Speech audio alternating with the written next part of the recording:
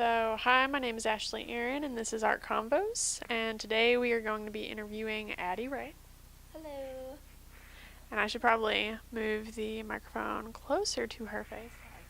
Hi. So, today we're going to be talking about what Addie does in general, as well as what she's doing for her BFA that comes up next spring, right? Yes. Yes. Yes, so since it's still in the works, there are going to be some details that she cannot give to us because she either has not decided or we can assume that they're top secret. One or the other. Really, she probably just hasn't decided.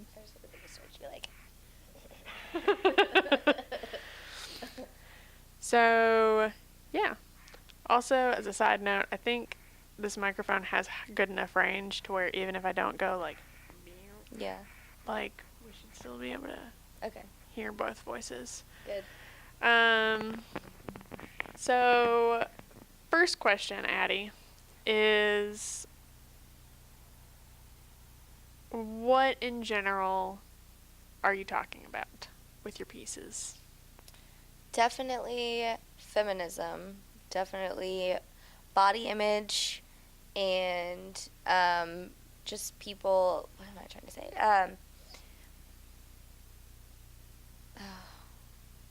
Really? You can edit this, right? Yes. Okay. In fact, I can re-ask the question if you would rather. Okay, let's see. Body image, feminism, and what's the word I'm looking for? I feel like it starts with an S. Sexism? No. Yeah, sexism, but like just criticism. What's the word I'm looking for? Shaming? Yes. Shaming. Body shaming. Yeah. But not just body shaming, but just sexism. Yeah. Right. Yes. Okay, so you're talking about some pretty heavy-hitting stuff, which is awesome. But what exactly is your reason for going that route? I guess just because, ever since I was little, I've always been taunted for the way my body looks. And, people have always judged me on the size of my legs. And, starting with my family. Then in elementary school, I was called, like, thunder thighs and all that stuff. And I still get stuff from my grandmother, and she's like, looks like you've gained some weight. You were doing so good, and like blah blah blah. Yeah, right. So yeah, and then my grandmother buys me like clothes that are way too big for me because she thinks that I'm like giant or something, and I'm just like, no, I don't wear that size.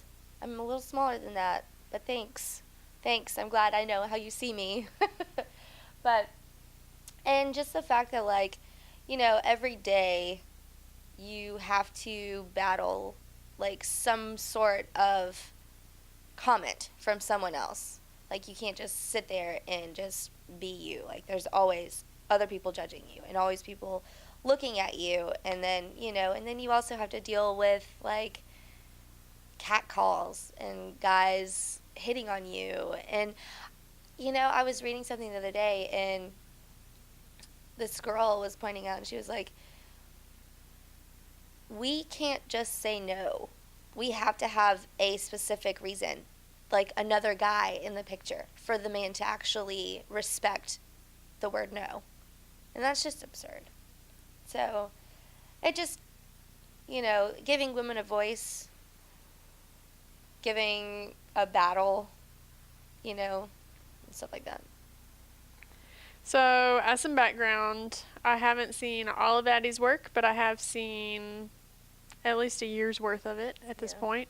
And a lot of her work centers around the female body, but not the female body as a man would necessarily see it, but instead from the female's perspective. And that's pretty awesome, seeing that kind of artwork.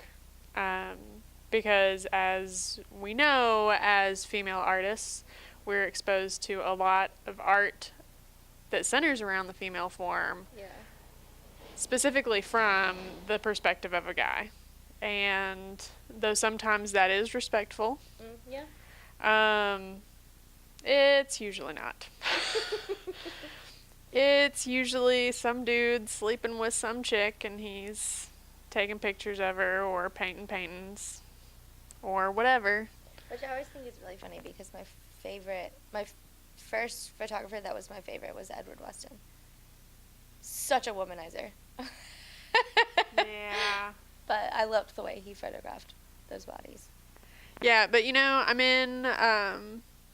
I'm taking art history or history of photography right now, and we just covered, what is his name? I'm totally spacing on his name, but he was around when the Nazis were coming into power in Germany, and he made these like really grotesque puppets of female forms, like prepubescent female forms. And it was kind of entertaining because the art history teacher is saying, okay, these could have been one or two reasons. Like, one, he really had the hots for his underage cousin. Two, we could take into account the fact that he lived in Germany when the Nazis were coming. So you have a piece of when the Nazis were coming to power, and the Nazis had their idea of what art was, and he like showed us this statue that was just like really gross. Like, it was just like, it was like a skinhead, a naked skinhead with his feet like completely flat to the floor, totally nude, like with muscles that even looked stupid. Like, everything looked like it was based on rectangles. Oh, really? And a nutsack that was just like hanging forever. And I'm just like, and he was saying, okay, so this was, the Nazi ideal, white guy, like, this is what beauty is, like, this is what is great. And females are worthless. And then I want to say his name was like Belmer or something like that. He's making these like really grotesque like female puppets that like look like they've got cancerous tumors like growing out of them, and they're not like a head, 2 arms, 2 legs.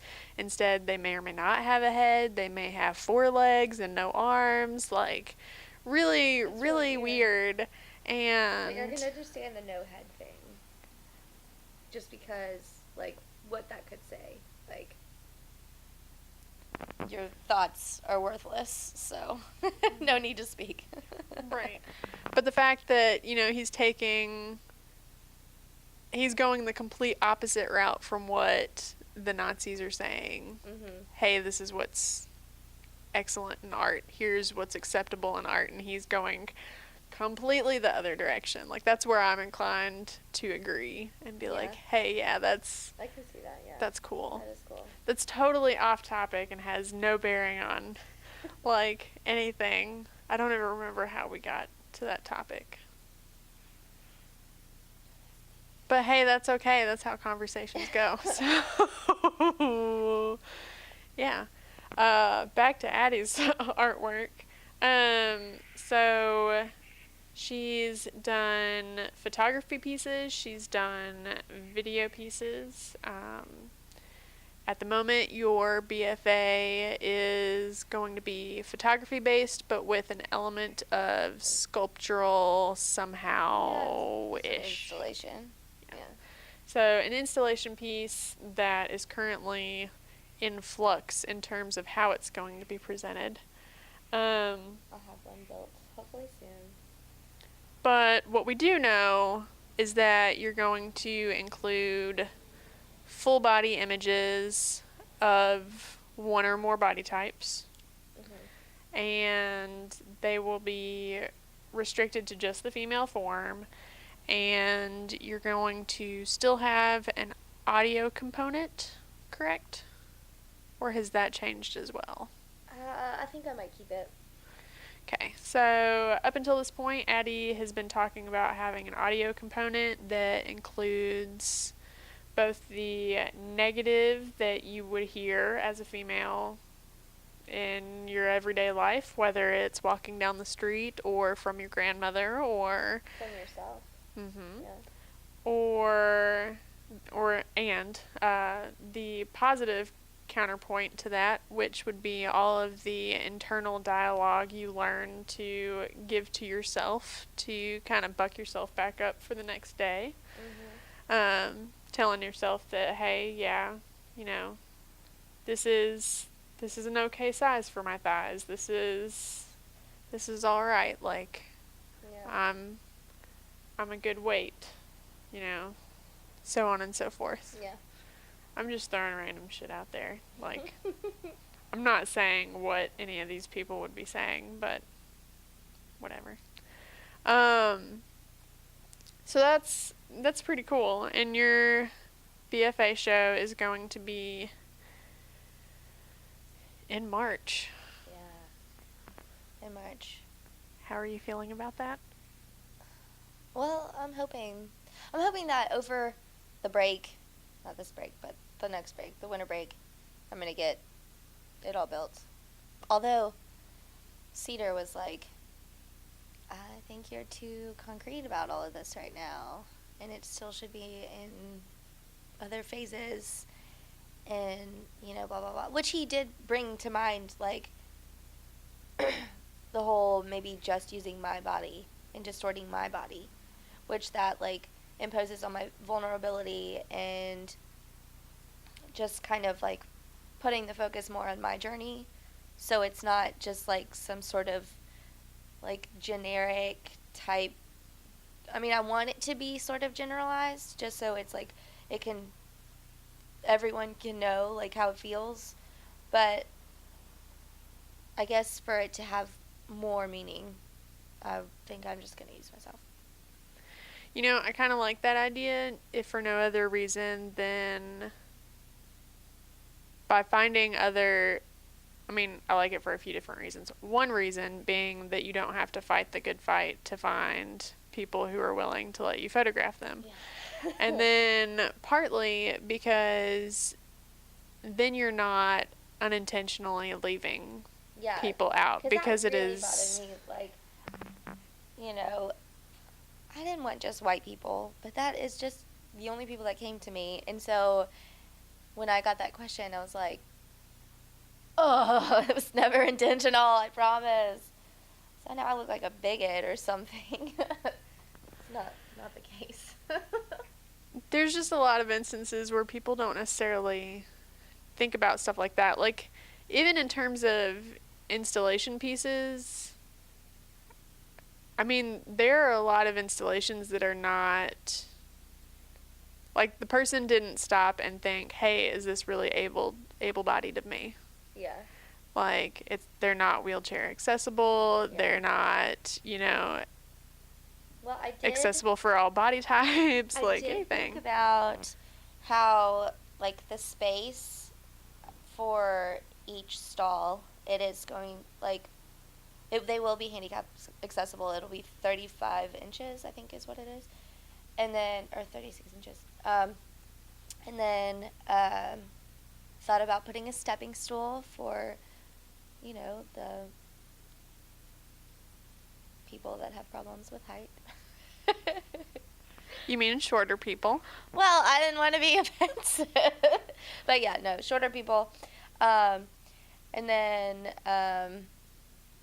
I also wanted it to be sort of like claustrophobic feeling, because that would like kind of play on the anxiety and just like kind of that internal battle that you have with yourself with all the negative thoughts coming at you all the time. And but it has to be big enough for every type of body. So I don't really know what size I would do with that. You know, one of the ideas that has been mentioned, and as quick background, I'm in a photo seminar class with Addie, and that means things. We talk a lot. Yeah, we talk a lot, A lot. and there have been a lot of critiques and a lot of different ideas, which is why, like, I seem to know so much about things. You're not just some rando off the street, in other words. So one of the ideas that did come up that I thought, like, your piece is not my piece. Right. But if I were to come at the subject matter and make a piece like this, like, you have based a lot of this off of the concept of stalls, like, that you walk in and that's how you have your experience, as if it's you by yourself in this stall. It's kind of just for you. Yeah. But one of the people that had made an alternative suggestion had suggested that you maybe take these images, because you're doing the front and the side view of body types, or if you change it to you, then taking those images and instead transposing them on a mirror. That way you wouldn't even have to have the stall. You could just have a wall. Like, you could build like a larger box, and instead of having individual stalls, it could just be all of them, like, up in a row. Yeah. Or something. Like, it could make it easier to build. Yeah. And not, like, easier to make a mistake too. Well, with that, I was thinking, like, with the reflection, I didn't want the reflection to ever be muddled at all, and I feel like that could I feel like it could be muddled that way if I put anything on the mirror. You know what I mean? Is that what you were saying? Like, put the image on the mirror? Yeah. Because if you put the image on the mirror, then the mirror's essentially not there. Yeah. It's not there until you get to the face, which is where you were wanting them to be able to see themselves as this person. Yeah. You could also potentially go the route of circuses everywhere and really just build a cutout where you put your bodies on and they have to walk up and look and have their picture taken or something. There are a lot of different ways you could take this and see, that's one idea. That's sort of how I saw it, or how I see it, was, you do the printout of the full-length body, and then you cut the whole of the entire head. I don't know why I was going to leave the hair. I don't like that. But I think what I'm going to do is just have myself, and either have, like, the box or the wall or whatever, have your head in it, and I really want to show, like, my actual body and then distort it larger and larger and larger, and then do another one where it gets smaller and smaller and smaller, like, almost, like anorexic small, like.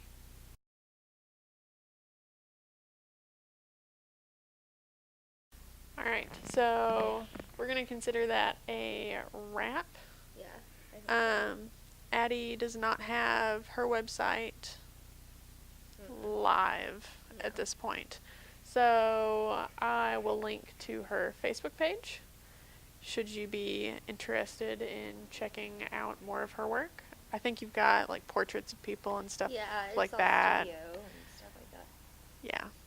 So if you want to see any of Addie's really cool work, then that's not on Facebook, because Facebook does not like nudity, and a lot of what Addie works with involves nudity. But if you'd like to see just her regular hey, I'd like some money from you work, then that's totally on Facebook. Yeah. I need to go and scan all that stuff. Do that. You need to make your website live. I know.